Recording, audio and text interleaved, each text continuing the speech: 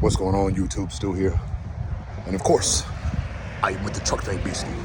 So, last night I was coming home, and as is my normal custom, I backed into my driveway, and normally I have my garage on my app on my phone so I can open it, whenever, whatever.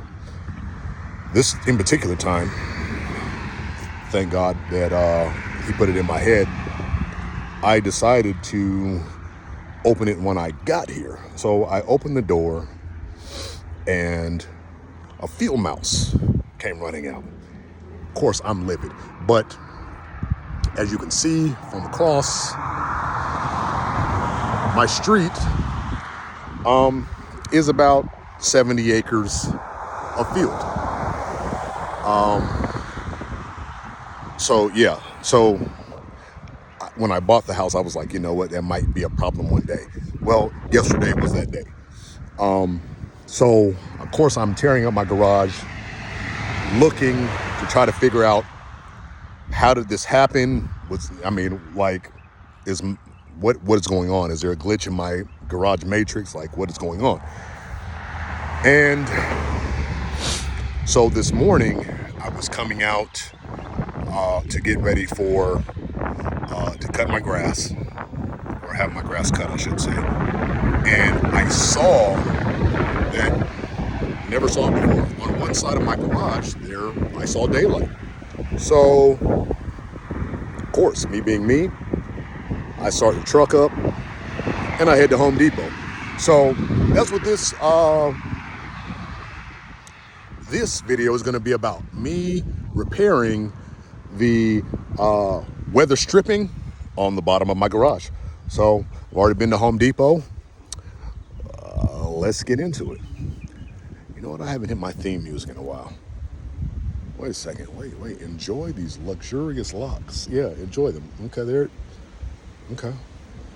All right, now hit my music.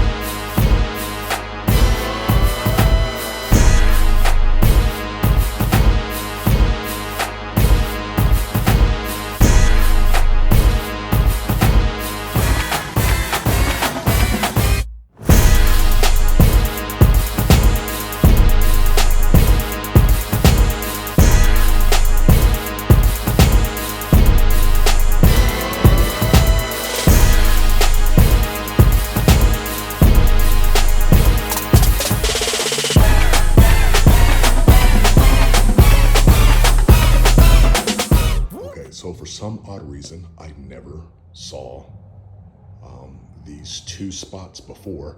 As you can see, there is daylight right over here. That's actually my green light. As you see, that's a green light from my garage. But I'm seeing daylight right there. And even more of an issue is I'm seeing daylight right there. So today we are going to tackle the bottom part. As you can see, you see the weather stripping all below here except for right there. So we're going to tackle that today. And the siding, it's going to be another day. So I really thought I could do this without having to change, but it's all white with the shell toes. Has kind of got me rethinking this. So guess I got to go change into something more rugged and durable. Jeez. Okay, so I have my garage door kind of open so I can work put it at working height. Now, if you see inside there, this is, okay, I've cut this all the way into 2 pieces so I can work with it. Okay, so as you can see here, there are grooves that this guy fits into. You got to slide them out and then you got to slide them in. However, some genius decided, hold on, let me make sure you see this. Some genius decided to put screws so that I can't pull it out. I have been fighting. I have been Holy Ghost cursing. And I finally saw the culprit. So maybe now this will be a lot easier. I've been working at this for quite some time. So now I know what the issue is. I'm gonna grab my impact and hopefully find all the bolts and make this a little bit easier.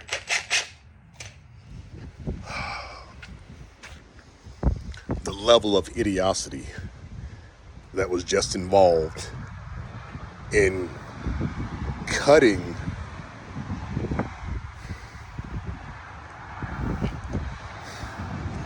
you cut 2 holes inside the rubber to then go in and put 2 hidden screws inside the rubber. I'm assuming so that the rubber wouldn't slip, but also prevent the next person from replacing it, not to curse the person that installed it the first time out. Uncanny. Next level. That level of idiocy.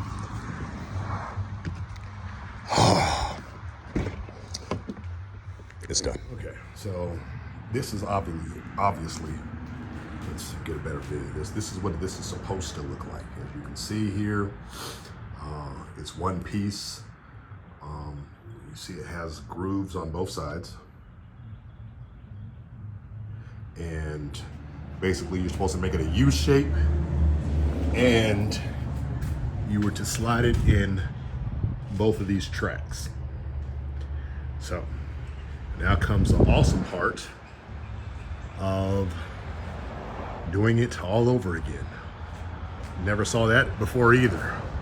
Clearly, whoever had this house before hit said garage door. For right now, we're just gonna make it that no more pests make it into said garage. Okay, so I cleaned it as much as I'm going to. Don't come for me if you do. Oh well, that actually adds more to my algorithm.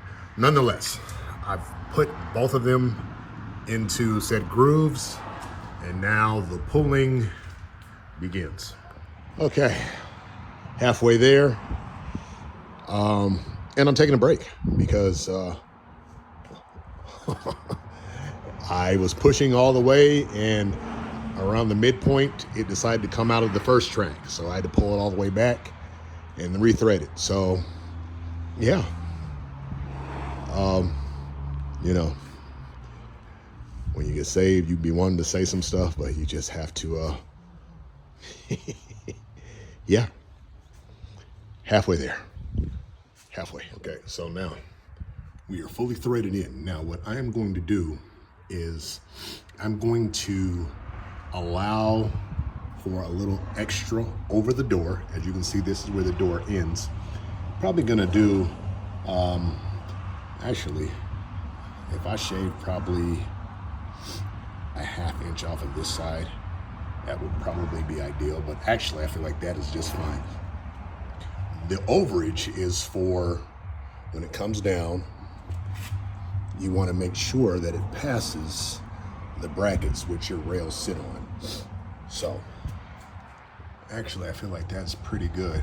I can probably pull it back about maybe 1/8 of an inch. But again, you want to make sure that you have extra over, because As this thing gets older, and guess what? It will shrink. So you still want to make sure that it has sufficient coverage. And yeah, that's about it. So give me a few minutes. I'm going to cut the excess off on this side. And we should be done.